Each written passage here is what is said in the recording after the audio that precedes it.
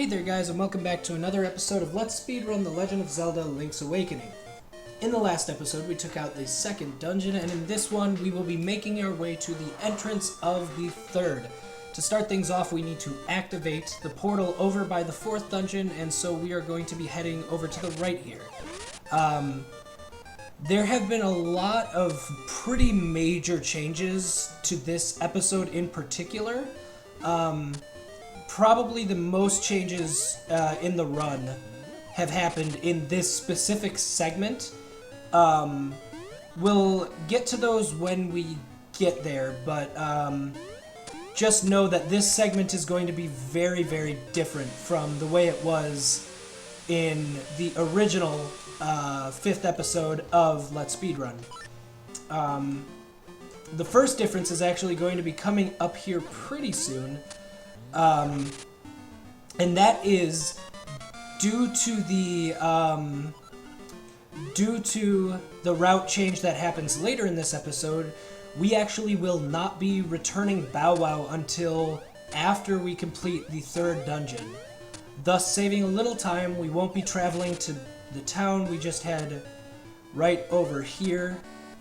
And now here's another oh, sorry about that. Okay. The next big difference is going to be happening, coming up pretty soon. Oh, well, there we go. Alright. So we're going to get the picture with Richard just like we usually do. However, the big change to the route is going to happen pretty soon here, as soon as we get the picture with Richard.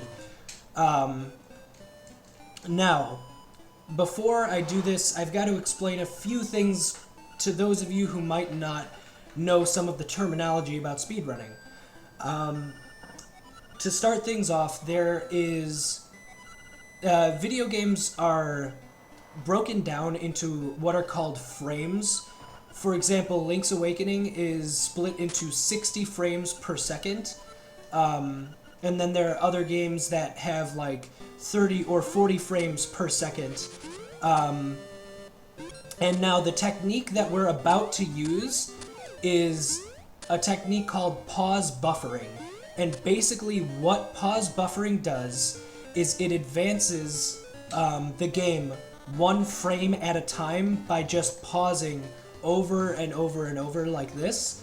And as you can see, the water is only advancing one frame before I pause again. So, basically how this functions here is we're going to jump down towards this hole, and as soon as we hear the sound of Link falling into the hole, you press down and you will appear inside the maze. So let's start things off. So I have a separate tutorial up about this. There, that's the frame we want. So when I unpause, I'm going to hold down, and boom, I'm inside the maze. That saves a ton of time because initially we had to collect the golden leaves and all of that, and we don't have to do that anymore. So here I actually go back into this cave to pick up the fourth secret seashell, because I just really haven't found a better route to get a secret seashell. So, yeah. Basically, though, I have another separate tutorial up about this trick, and I don't really go into more detail, but if you don't want to have to keep going through this video over and over again, you can go to that video and just learn about just that trick. And also, fun little thing, oh my goodness. Also, oh yeah, because I haven't explained it in this one yet, you see how there's a lot of grass on this row? You can see that there is, you can see that there's no room for any sprite to be, and so because you wall clip on that bush, kind of wall clip just by like doing this, like walking into it. You don't really wall clip in this way where you push into something. You just kind of walk enough and go down, and the game doesn't have anywhere to put your model, so it just pushes you right out of the maze into the next location you can possibly be.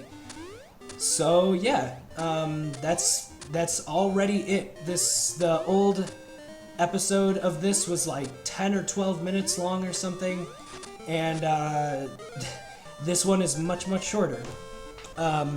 So also for this trick, basically you want to wall clip into the hitbox of this keyhole, and the way you do that is you just walk down and press diagonally, and boom, you unlock it from the wrong side.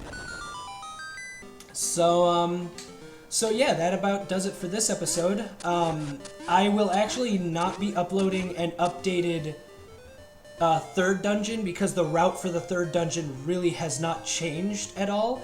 The most notable thing about the route change for dungeons and stuff like that is, as you can see, there were a bunch of arrows that we were supposed to use when we were getting the golden leaves, and we did not use those arrows. I think there were 4 of them total, and we didn't use those arrows because we never had to collect the golden leaves, and as a result, you won't be nearly as short on arrows throughout the run as you were in the old route. So if that was an issue for you, that should help things along a little bit. But yeah, besides that, the next episode I will upload really is just the episode after the third dungeon, because that route has changed slightly since we have Bow Wow with us right now. But until then, thank you guys for watching, and I will see you next time.